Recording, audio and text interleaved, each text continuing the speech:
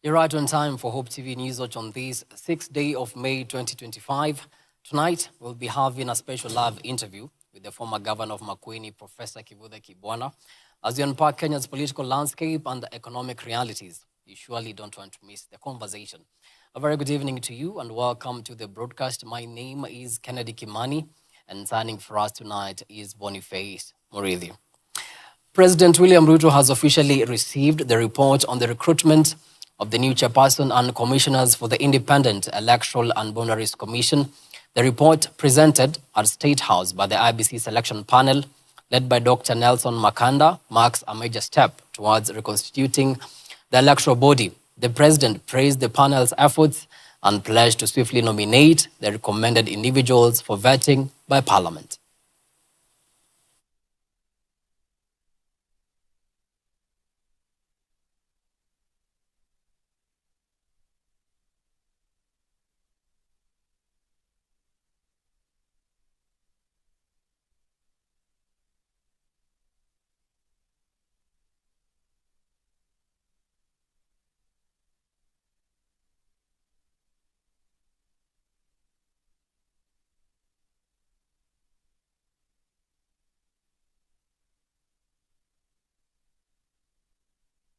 Now, National Assembly Speaker Moses Wetangula has called on the judiciary to conduct a thorough and transparent investigation into the murder of Kasipul Member of Parliament Charles Ongondo Were.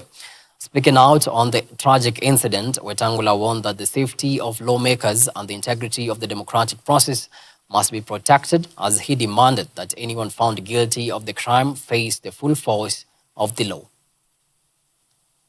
The circumstances under which we lost him are evidently criminal, and we stand here to urge the agencies of administration of justice, the DCI, the General Police, and all those involved, ending with the DPP, to leave no stone unturned until we catch up with those who committed this cowardly act of pumping several bullets in the body of our Member of Parliament. President William Ruto has kicked off a two-day development tour of Narok County on Tuesday by commissioning key projects, including the 1.5 billion shillings Ewaso Ngiro Tannery and Leather Factory, 2 fresh produce markets, and the new Narok International Airport. Meanwhile, the Suso Fresh Produce Market was unveiled as the first under his bottom-up agenda, with 260 more underway. The Narok International Airport is expected to drive tourism and conservation efforts in the Masai Mara. Wakati nimekuja hapo kwa mambo ya Economic Forum, watu wa Narok walituambia kwa sababu Narok ni county yenye sifa yake ni utalii. Nyinyi mnataka kuwe na airport ambayo itarahisisha usafiri. Wale watalii watoke sehemu kote Kenya na duniani, tuwe na airport hapa international ambayo itatuwezesha kukaribisha wageni, kukaribisha watalii. Ndio yetu itupatie nafasi ya kuongeza rasilimali na mapato kwa watu wa kaunti ya Narok. Jamani, tulikubaliana hivyo. Leo mimi nimekuja hapa na contractor. Sawa sawa? Na huyo contractor tumemlipa milioni 700 kutengeneza hii runway ya hapa. Mnanielewa? Na contractor nimemwambia nitarudi hapa mwezi wa 3 mwaka ujao kuja kufungua hii airport ikiwa imekuwa tayari. Sasa wewe contractor utajua vile utajipanga. Ama namna gani jameni? Si namna hiyo? Na mimi nataka nishukuru county government ya Narok. Huyu mheshimiwa Ole Ntutu governor wenu ametoa pesa kiasi hiyo milioni ingine 700 ili tuweze kujenga hapa terminal building. Mahali wazungu wakifika wanapokelewa. Mahali kutakuwa na vifaa zingine za airport Na mimi nataka niwaambie watu wa Narok, pongezi. County government ya Narok, pongezi. Bwana Wole Ntutu, pongezi.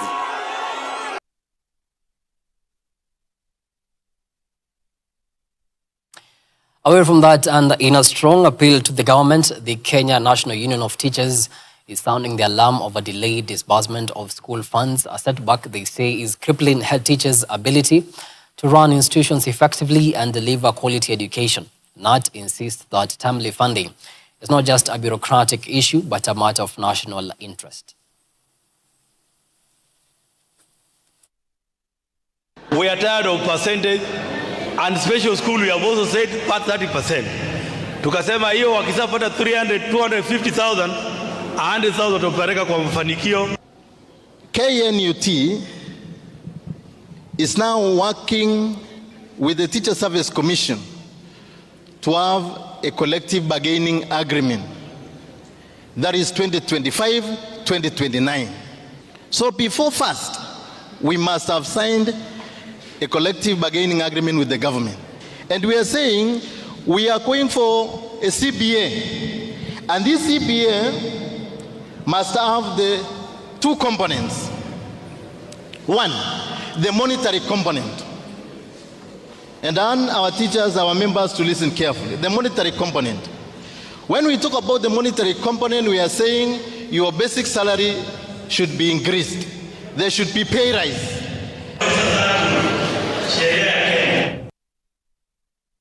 Crossing borders now, and cardinals eligible to vote in the secret conclave to elect a new pope began checking into Vatican accommodations on Tuesday as the Catholic Church prepares to choose a successor to Pope Francis, who died in April. The conclave officially begins on Wednesday afternoon inside the Sistine Chapel with 133 cardinals and at the age of 80 set to cast their votes, though the race remains wide open. Meanwhile, Archbishop Emeritus of Nairobi, John Cardinal Njue, will not take part due to health reasons, despite being eligible and invited to participate. What happens inside is that each of the cardinals writes on a slip of paper which says in Latin something along the lines, "I choose as Pope so-and-so." They write it down in their own handwriting, and they are encouraged to masquerade their handwriting. Then these votes are counted, and if there are enough, a new pope has been elected. If there are not enough, they go to another vote. On swiftly, the United Nations Security Council is urging India and Pakistan to de-escalate rising tensions and steer clear of military conflict following a deadly attack on Hindu tourists in disputed Kashmir. In a closed-door briefing, Pakistan warned of an imminent threat of Indian action, while India accused Islamabad of being behind the April 22nd assault. The left 26 dead claims Pakistan denies. As both sides bolster defenses, Pakistan has conducted 2 missile tests in 3 days, while India rolls out civil defense drills. UN member states have raised concerns of escalating rhetoric and the risk of conflict between the nuclear-armed rivals.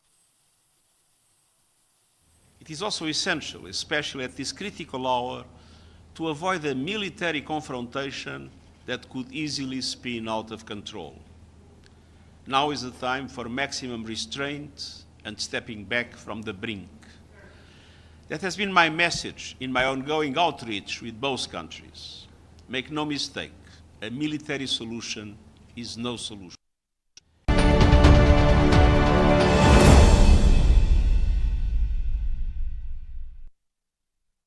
Now, Agriculture Cabinet Secretary Mutahi Kagwe has stated that the government is committed to revitalizing the tea sector to boost productivity and increase farmers' incomes through value addition. In a move to reduce production costs, the government has waived taxes on packaging materials, a key contributor to high costs. The other, you talked about the bonus pandemic and the earning pandemic as it is. You know, when you have got a pandemic, there is one thing you have to do. you have to be very careful, because if you treat it normally,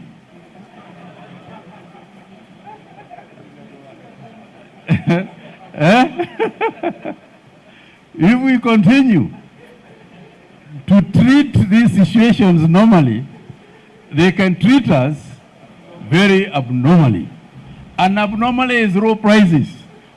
Here the way we can get into it. So we need to understand that true, we have a challenge, but it is not an insurmountable challenge. It is something that we can handle. It is something that we can tackle, working together as a team. So before I conclude, what I wanted to do is ask Willie to touch on two things. One, those of you who are in Mombasa, we agreed on what to do to again touch on the issue of quality and ensure a playing field that is leveled so that we can give a chance to our farmers to earn more money. We agreed on that in Mombasa, so that as he finishes, we can now agree on the way forward as far as the West is concerned, and ensuring that the farmer benefits from his work or her work. Willie, you have the floor.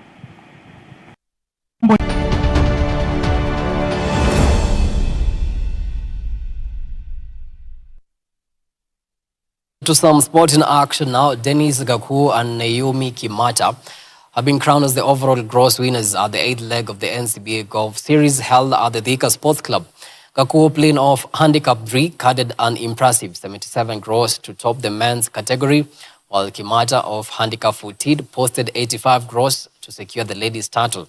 The event drew a strong field of 270 golfers to the par 72 course, reflecting the growing appeal of the series. Attention now turns to Machakos Golf Club, where the 9th leg tees off on Friday this week as players continue their chase for a spot in the grand finale later this year.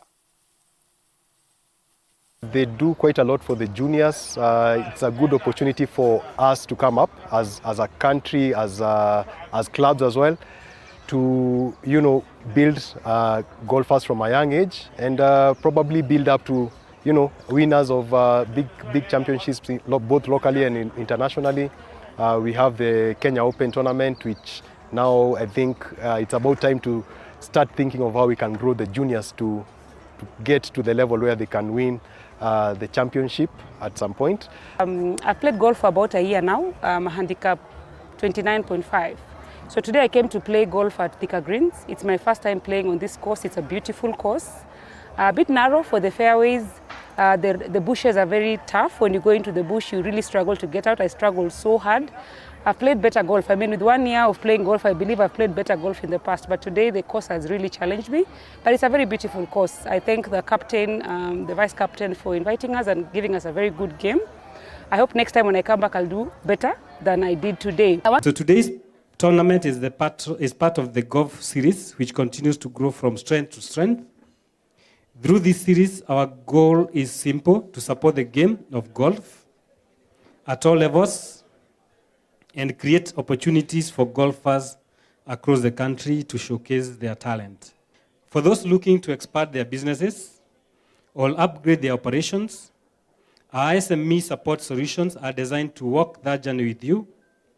We understand the unique challenges that enterprises face, and we have financing, advisory, and cash management tools tailored to help businesses grow sustainably.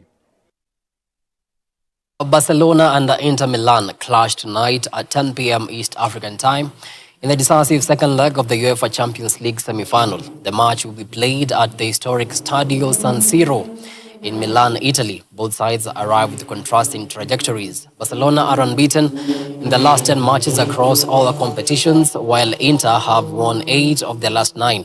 Inter boasts the tournament's second-best defensive record, conceding only 6 goals in 11 matches, while Barcelona lead the competition in average possession and passing accuracy. With the aggregate score level and no away goals rule in play, the stage is set for a straight fight for a place in the final.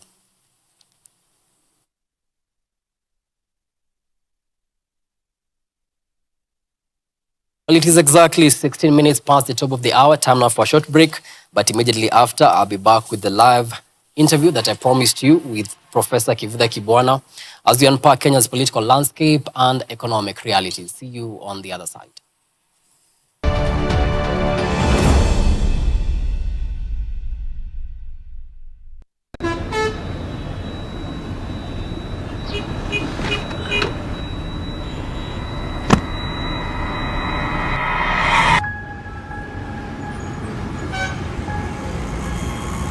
Rafiki soul is a promise of a hand that reaches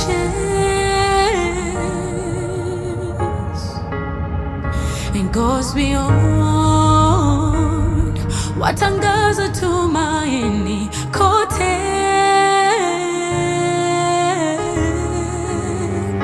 I'm forever grateful, ninashukuru ukarimu, ukarimu. I'm forever grateful, ninashukuru ukarimu, ukarimu.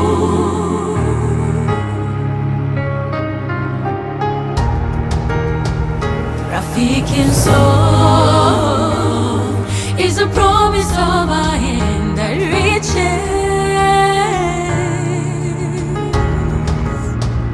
and goes beyond what angaza tumaini kote. I'm forever grateful, ninashukuru ukarimu, ukarimu. I'm forever grateful, ninashukuru ukarimu, ukarimu. Rafiki soul.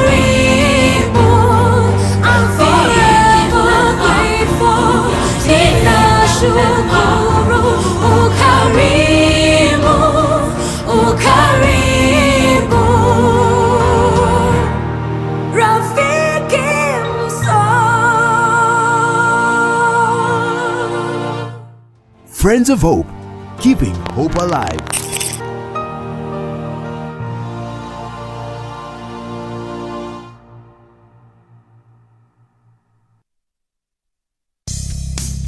Welcome to the world of Hope Media, a media unit of Christ is the Answer Ministries that is committed to spreading the gospel of our Lord Jesus Christ through the transformative power of media. Hope Media is dedicated to utilizing various forms of media to spread the message of hope, love, and redemption to all people around the world. Hope Media consists of various units that work together to achieve this goal. These units include Hope FM. Hope FM is your #1 Christian radio station offering you discussions on current day-to-day issues, inspiring music, life-changing sermons, and news updates, broadcasting 80% in English and 20% in Swahili, with listenership of over 12 million every month. Hope TV. Hope TV programming is designed to inspire, educate, and challenge the viewer with wholesome content to reach various demographic groups, children, youth, and adults, both male and female, with viewership of over 24 million every month. Hope Recording Studios. Hope Recording Studios is a state-of-the-art recording facility that offers high-quality recording, mixing, and mastering services. It is designed to meet the needs of musicians, artists, and other creative professionals who require top-notch recording facilities. Hope Creative. At Hope Creatives, we believe that inspiring graphic design work doesn't just happen. It takes the right people with wild, out-of-the-box ideas committed to the same ideals, working together to make it happen. We listen, we learn, we brand. Hope Digital. Hope Digital is a creative digital unit within Hope Media. We are driven by a passion to creatively express ourselves while influencing you with the same creative energy in online spaces and beyond. At Hope Media, we believe that media can be a powerful tool for spreading the message of hope as well as grow your business through advertisements, and we do this with excellence. For more information regarding our services, please visit www.hopemediakenya.org or call us on 0709 861 180. Hope Media. We keep hope alive.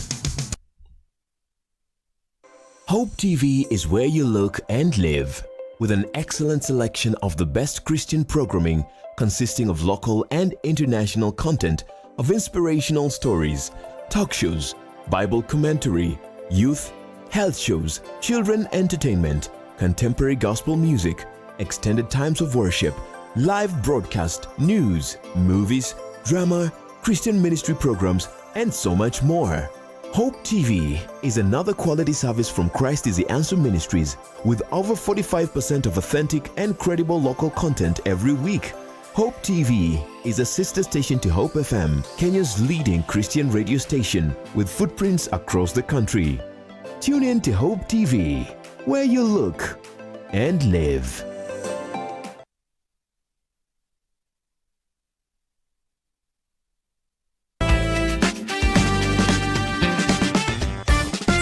One thing I've learned about leadership, just generally in leadership, the leader is not the smartest person in the room. All right? He's not always the smartest person. When you're a leader, your strength is in the ability to be able to harness the gifts around you. It's the same thing in the family. All right? Like I said, your wife is a very smart person. So you don't shut her down. All right? But you allow her to, you pick those ideas, you discuss them, and one of you make them your own. Definitely. It's like even in any organization, as the CEO, for example, you're not necessarily the smartest person in that organization, but you get around yourself people who are smart, people who are good in what they do, and then you take all those ideas and then you lead. And guess who takes credit at the end of the day? You take the credit at the end of the day. Because you're the leader. You're the leader. Isn't it? You know. So that's what leadership is all about. So being able to also just harness all those gifts that God has given you through your wife and one of you, but being able to chart the way forward. Men on Record, every Friday at 7 p.m.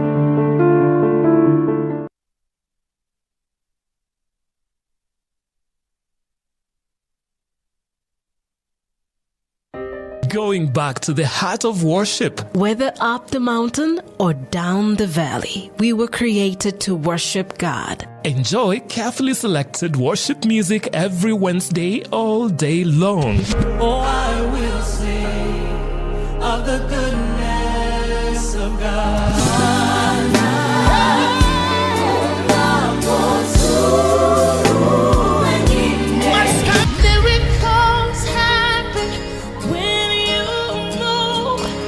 We take it a notch higher with more worship music. Every Wednesday is Worship Wednesday. Only on Hope FM. Listen and live.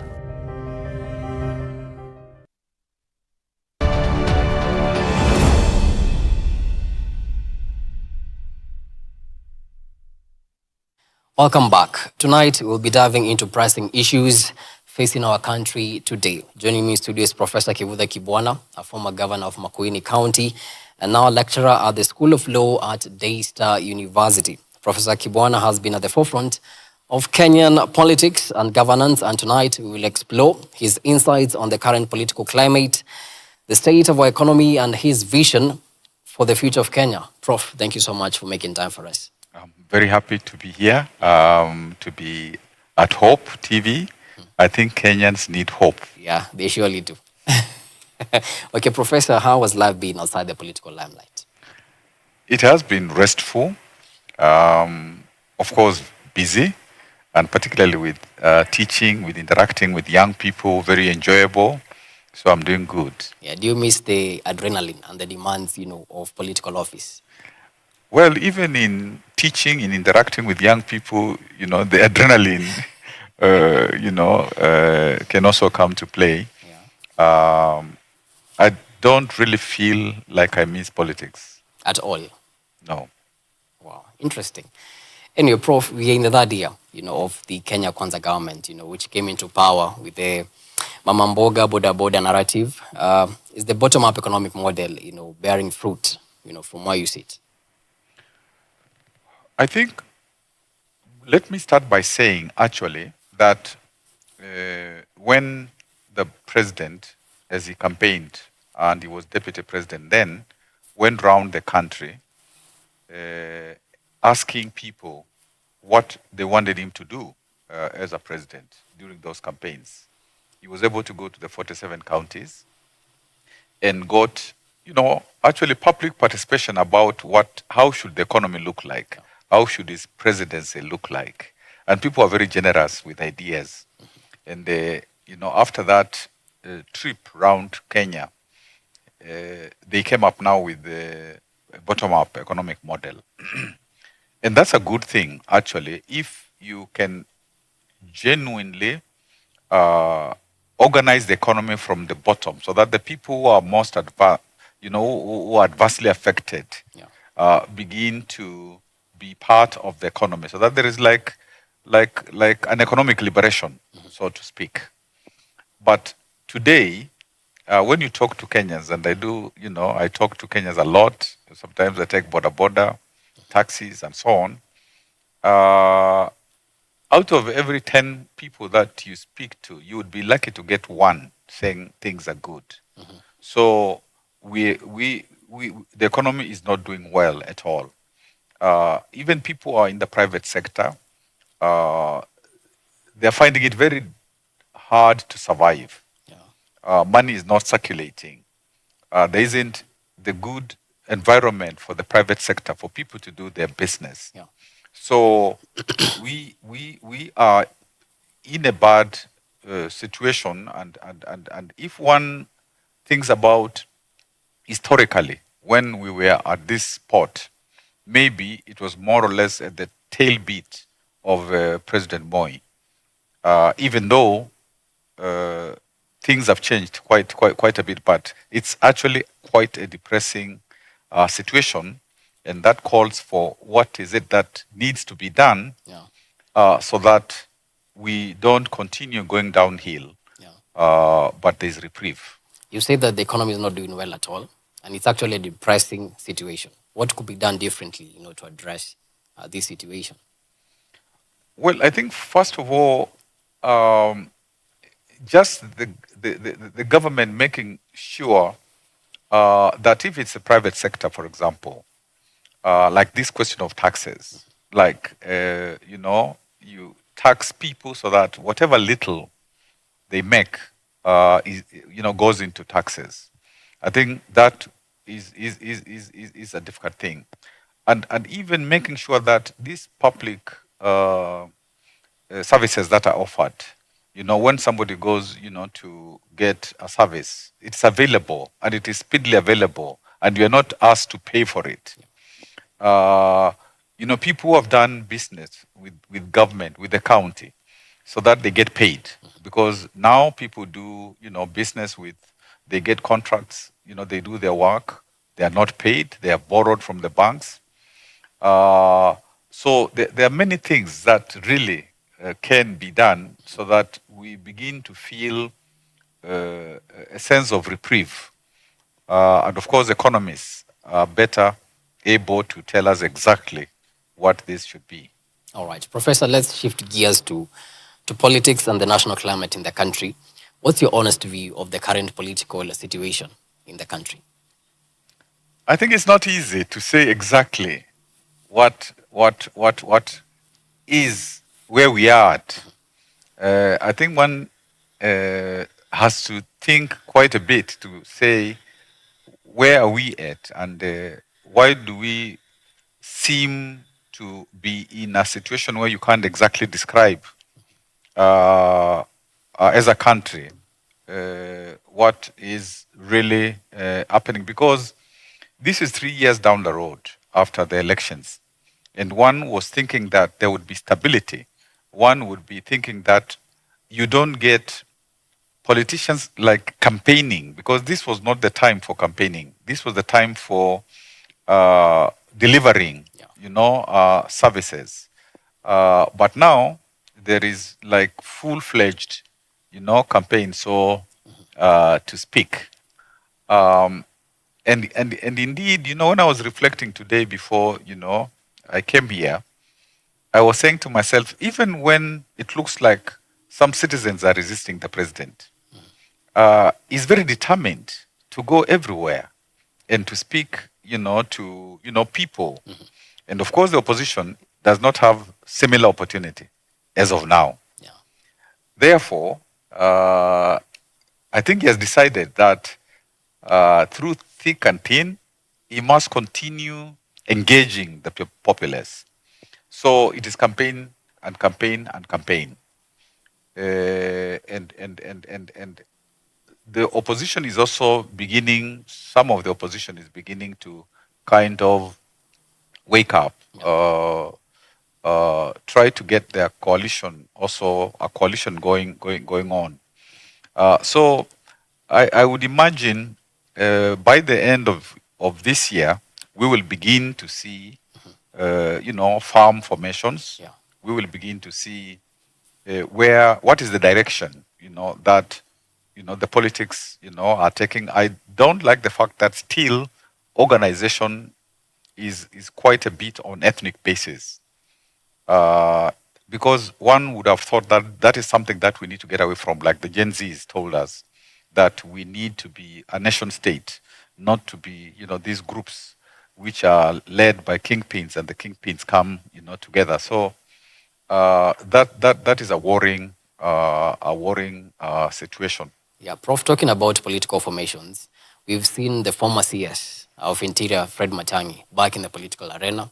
We're joining forces, the likes of the former Deputy President Rigathi Gachagua, Martha Karua, and the likes of Kalonzo Musyoka. Are we seeing a new opposition coalition taking shape ahead of the 2027 elections? I think that is their intention. Their intention is, because they have declared it, they have declared that they want to come up with, a strong coalition. They are at the beginning point. Coalitions are not always easy to make. So that's a group to look at. The president and Honorable Raila Odinga are on one corner, but again, people work with the former prime minister. Some of them are restive, and some of them are leaders within ODM. Whether you talk about Orengo, you talk about Sifuna, you talk about Babu, or Anyang, Professor Anyang, not so much, but he complained about the situation of county governments. Yeah. So you see, that's an interesting dynamic, because if the prime minister, former prime minister, begins to realize that he's losing some of his core supporters, would he think that it's not tenable for him to continue being in the current coalition that he's in? And his brother was very, his brother really said they are with the president, and anybody who doesn't want that, they should go out away from ODM and look for their own place. So you can't rule out that at some point that kind of pressure from some of the key constituencies of the prime minister could prevail upon him, so that there's another formation. So that there is the president's formation, there is the Raila formation, there is the Wamunyoro formation, and I don't know about, a formation of Akina Omtata, Akina Maraga, those others who seem to also enjoy Gen Z support. So that's why, as of now, one can't really say firmly that this is what I think will translate into the end game. Yeah. So the opposition is more fragmented. There are many factions of the opposition. So if they're planning to unseat maybe President William Ruto, they have to come up with one contender. I would not say fragmented, because they're just beginning to form. Yeah. So as they continue to form, then we will be able perhaps to say this is exactly now, like beginning next year. We would be able, beginning next year, going mid next year, we would be able to now say this is how it looks like. And of course, some of the opposition leaders are saying that if you are very firm in terms of showing what your coalition is, it can be dismantled. Yeah. So some of them are arguing that you take time to really farm up, and particularly if you announce who is going to be your presidential candidate, who is going to be your deputy presidential candidate, who is going to be likely the so-called prime cabinet secretary. Then you can get dismantled. But I think for the time being, one cannot say that the opposition has farmed up yet, but one can see the movement, towards the Wamunyoro group. And of course, as of now, there is the president and Raila together, but all those groups, one must give them time, including, as I said, the Mtata, Maraga, and the Gen Z group. Give them time to to see how they will unveil their fire power. All right, Prof. The issue of IBC has been a crisis in our country, and there are many Kenyans who are not represented in Parliament, be it the Senate, the National Assembly, or even the County Assembly. And the IBC reconstitution process is underway, and today we saw the IBC selection panel, presenting the report to President William Ruto. Do you have confidence in how this process has been handled so far? I think, first of all, it was delayed. And because it was delayed, that is why we have MP positions, MCA positions, which have not been filled.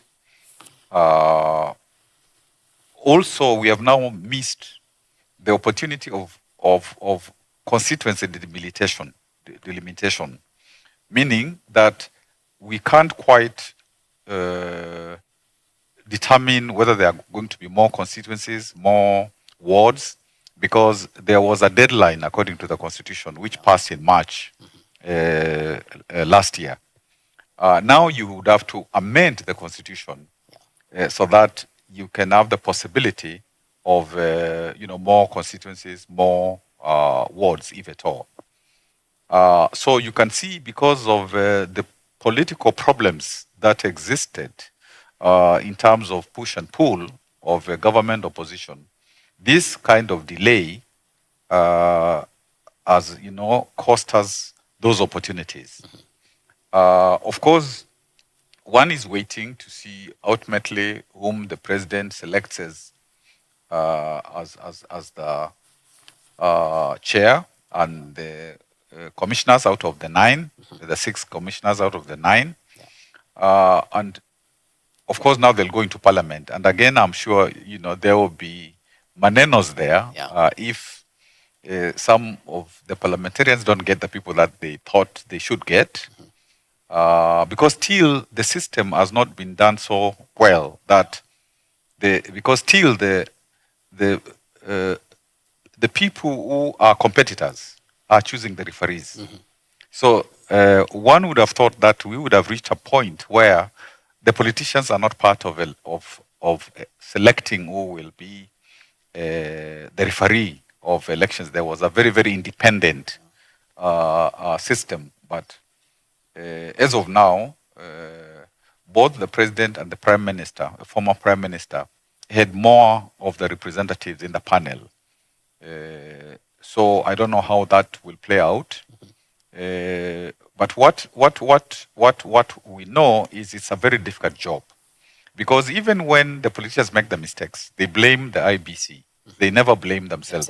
We never used to blame ourselves. And going into 2027, it will even be harder than any other time, I think, that we have experienced in our elections, because they will be very hotly contested. So the one aspect that I hope in Parliament they will be very careful about is the public participation. Because public participation of the panel is supposed to have been done.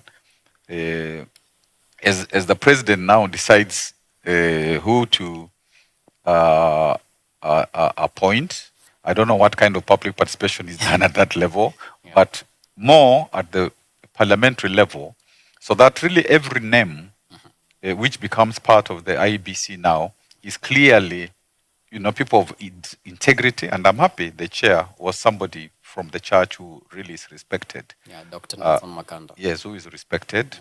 That gives me some comfort, personally.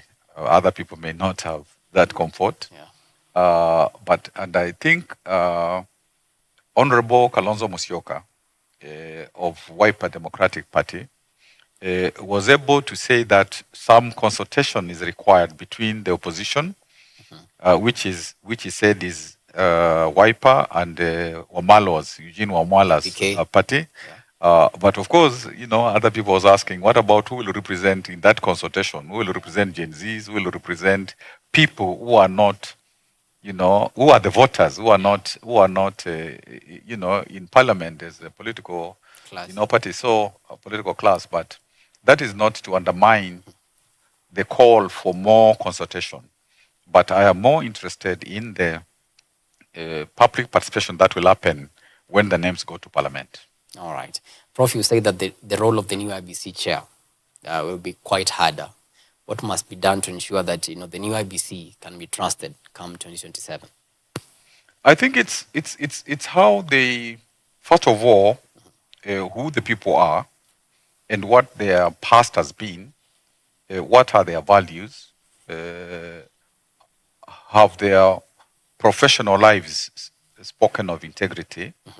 So it is, first of all, Kenyans will look at who is chosen. Then they will say, yes, it looks like these are people we can trust. And then now it will be the doing of the work, because there's a lot of work to be done. Because for almost over now a year, a lot of work has been done without an IBC, without the commission. Because now the commission is both the secretariat and the commission.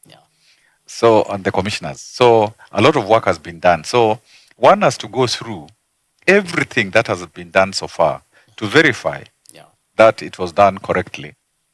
So that is a major task.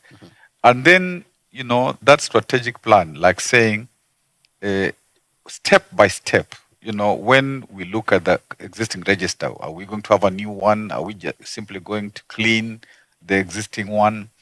Are they dead people here? What about automation of this system? There are so many questions. And looking at the court cases, that have spoken into the system that we should have of elections. So it really requires, they will be working more or less 24 hours. If they are going to deliver, and to be clearly, to distance themselves from the political people so that they now become truly independent. And they will be watched day and night. And so it is not going to be an easy job. They might not have a lot of time for their families. It is going to be a tough job, but God will help us. And there were talks, sometime last year, in the political field, whereby some politicians, were talking about sponsoring a bill where they will stop the live streaming of elections, presidential elections during the elections. What's your take on that? I think that's a crazy thought, if I can use that word, because you need as much transparency, as possible. And I'm sure that is what is going to happen, because the result of the election is at the polling station. So if at the polling station, you can get that result countrywide, and if through now these young people who are very tech savvy, if they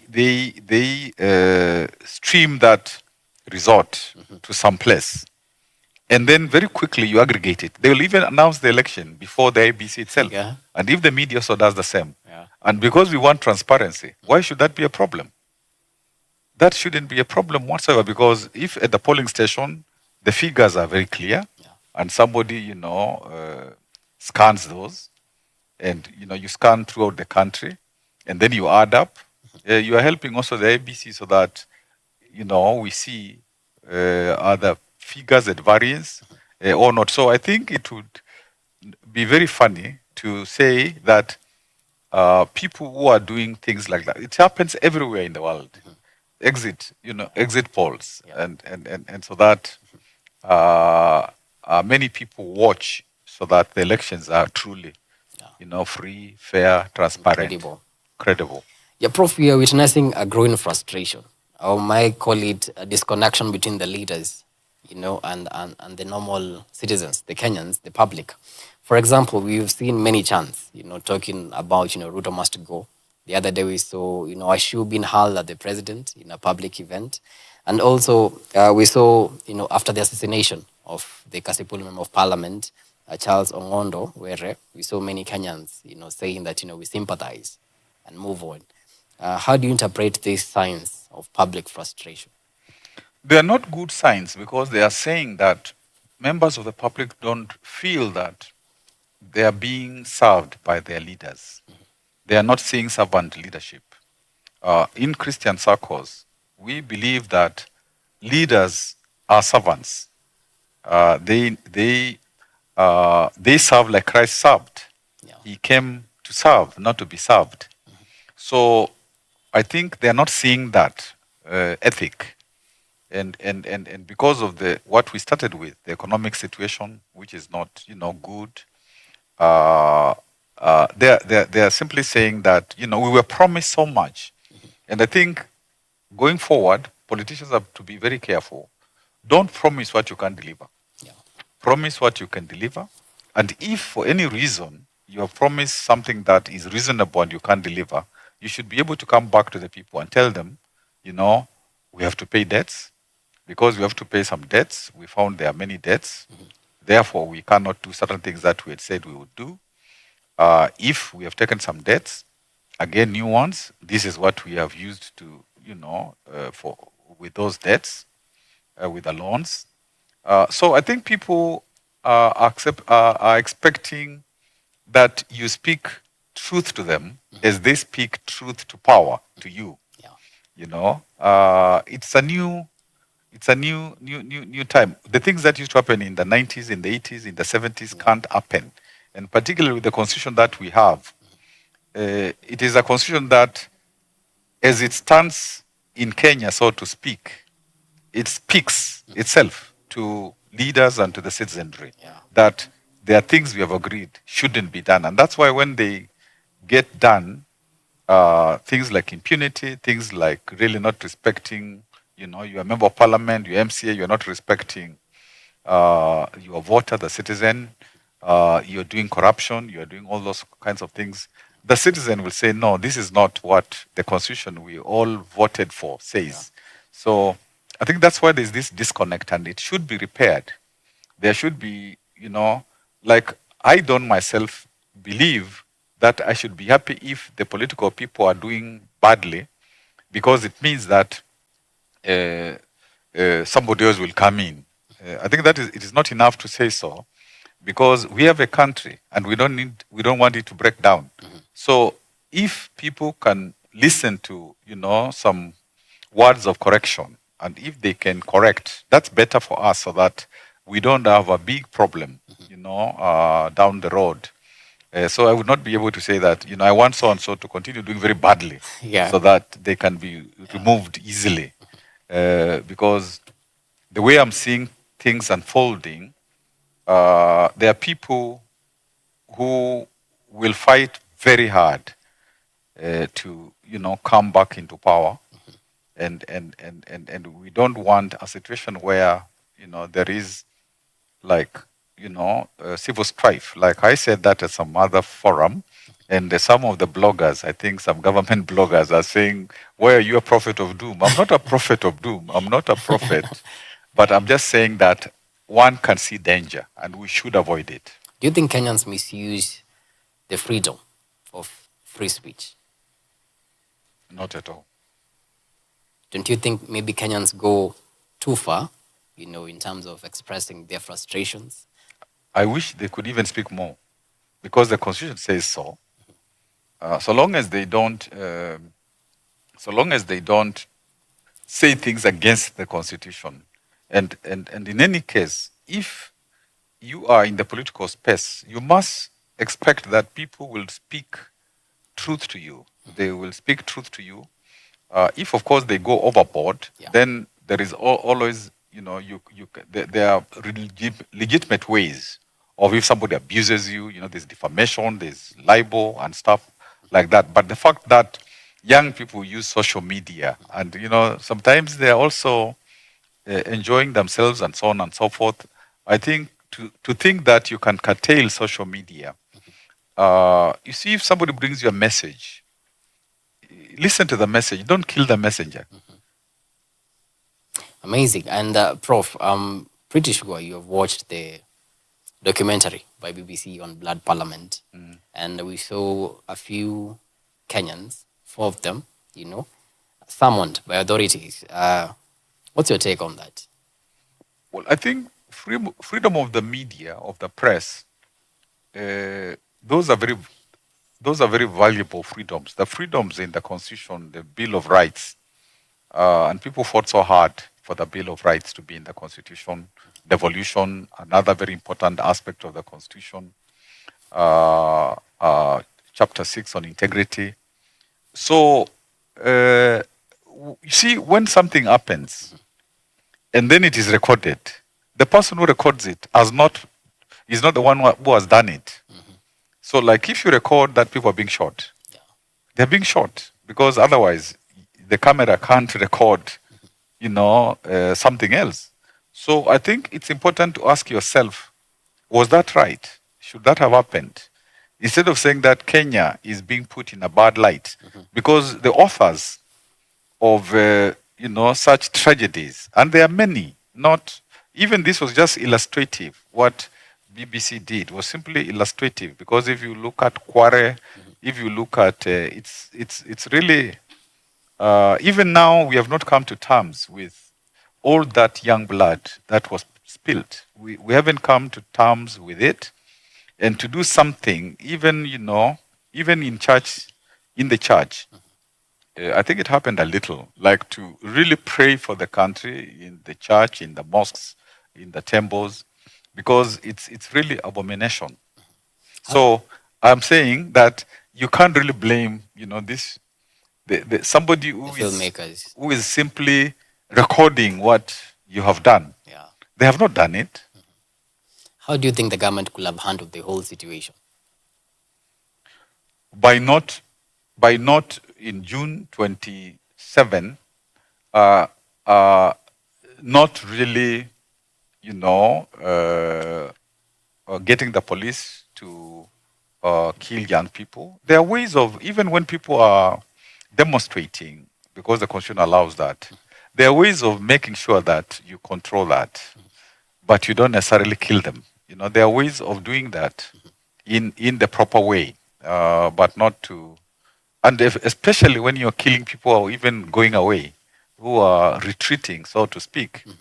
So it means that you simply want to pass a message to say, you young people, you dare me. Watch out. Watch out. We are not joking here. We are preserving our power. Yeah, and Prof, the protest actually led to the formation of the broad-based government, the one that we have right now. And we've seen a lot of reshuffles, the reshuffles, are they a sign of leadership instability or just a natural part of refining governance, in a broad-based type of government? Well, I think, first of all, this so-called broad-based government, it's very difficult to define what it is, because it's not like a legal coalition. It's not like a formal coalition, because the first wave of ministers or cabinet secretaries who are recruited into the government after the June 25th situation, they said that they did not come as ODM. They came in the individual capacities. Even now, the cooperation of the former prime minister and the president is also it is not a coalition. They said it's not a coalition in the document that they signed. Agreement, working. It is some work towards something. So I think there is a problem there, because it's important to follow the law, so that what you have is an institution that is known to the law, not a very informal type of situation. So after that, there was also a second wave of people coming in. Then there was also the permanent secretaries or the principal secretaries. So if you keep on changing your government, it means that in the first instance, you will choose the correct people. In the second instance, you are not easily handling the political situation. You require backup, and then when you require, that kind of, you rely on that kind of backup. It depends on how, because they will extract at some point. They'll tell you that we are getting a lot of heat from our supporters. Do something. Yeah. And so you can be blackmailed. Although the president in this country is not. Sometimes you think you're blackmailing him, but he's just sitting pretty, waiting for his moment. Professor, in 2022, you actually hinted, at a presidential bid. What made you step back from vying for the presidency, in 2022? Because God must have told me that it was not my time. Simply that. Yes. Because if it was, then I would have vied. Yeah. But then you vied for the Senate. Therefore, it was not my time to vie for the presidency. Okay, so do you see yourself making a political comeback in 2027, either not locally, at the county level, or nationally? Well, currently, as of course you introduced, I am very comfortable as a teacher, lecturer. As a lecturer. It's something that I really enjoy. I also talk a lot with young people, mentoring them, and being involved in conversation, with them.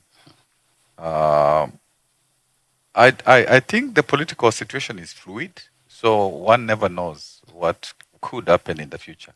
So it may happen. I don't know. President Professor Kivutha Kibwana, 2027. This is a matter that I am prayerful, and many people also pray for me, and we will see whether there is any reason to get involved in politics. But currently, I'm very comfortable in the classroom.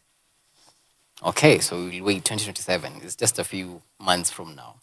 And Professor, if you're called to serve, maybe in an advisory board, now we have many advisors, of the president, or maybe a policy role, will you consider it? When? Anytime from now. Anytime from now, but still when? A position by... Before 2027 or after 2027? Anytime from now. If the head of state calls you and, tells you, Prof, I need you to serve in my committee of advisors, will you take that? He has more than enough advisors. But every day he has more than enough advisors. I thought that he might even decide it's like another cabinet, and it is time to maybe even reduce some of them, because sometimes it's not clear what value they add into what happens. Because if they were adding a lot of value, then we would see the value. So sometimes you can give jobs to people, because it's also part of campaigning. You're getting some constituencies and so on. But I don't know for some of them about their ability to really help him. But he knows better than I can know. Anyway, Prof, as you conclude, we are here at Hope TV, like giving hope to people.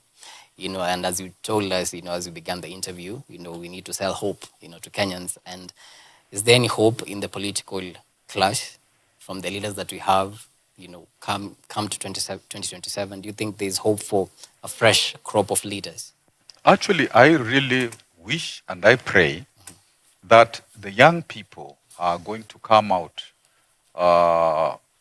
and, vie for MCA, vie for MP, vie for any particular seat. Yeah. Because we need fresh blood. We need fresh leadership. And even, for example, from the church space, if there is a discussion about, the young people who have integrity, who are value-based, getting into the, into leadership, and not only in politics, but in, the private sector, in civil society sector, in the faith sector, in all the sectors. Because at independence, I keep on saying, those who led us, whether it was Akina Tom Mboya, Akina Kibaki, Akina Michuki, Akina Matiba, people were leading under slightly over 30, even some under 30. And abroad, people are becoming prime ministers, they're becoming, presidents under 30. Yeah. So even, this young president who is being talked a lot about on the continent, from Burkina Faso, the land of the upright people, under 40. So it's my hope that young people are really going to come out, and if like there was, a third of that new blood or more, minimum a third, that would be good for Kenya. So you see, that's really, my prayer. Yeah. And it would be good for people to volunteer, to help them, to hold their hands, so that as they navigate that terrain, then they know how to do it. All right. But that will really help us, and they change the politics so that they don't just come in and just get into corruption, but they say that this is a very precious country, and we must secure it, and we need better. We need better. I guess that's a very good point to end our news tonight. Many thanks to you, Prof, for making time for Hope TV Newswatch. We really do value and appreciate, the value of your time and the wisdom and the insights you have, in matters politics and the economy of our country. Thank you so much for making time. Thank you very much. I'm happy really to be here. Thank you. That has been Professor Kivutha Kibwana, the former governor of Makueni County and a lecturer at the Daystar University School of Law. And with that, we come to the end of our news tonight. Many thanks to you for making time to watch Hope TV Newswatch. We really do appreciate and value you. Many thanks to the director, to the DOP, to everyone who has made this bulletin a success, and of course to our sign language interpreter, David Boniface Mureithi. I beg your pardon. And with that, have yourselves a blessed night. My name is Kennedy Kimani.